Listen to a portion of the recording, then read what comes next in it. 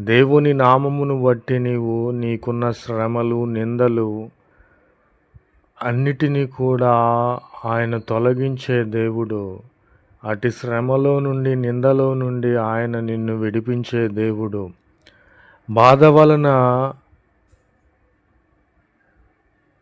మనలను విధేయులుగా చేయుచున్నాడు. ఎందుకంటే మనకు కలిగిన శ్రమను, బాధను బట్టి ప్రభువైన క్రీస్తు వారిని మనము ఆశ్రయించి ఉన్నాము కనుక అట్టి శ్రమలు, బాధలు తొలగించి దేవునికి విధేయులుగా మనలను చేసి ఉన్నాడు.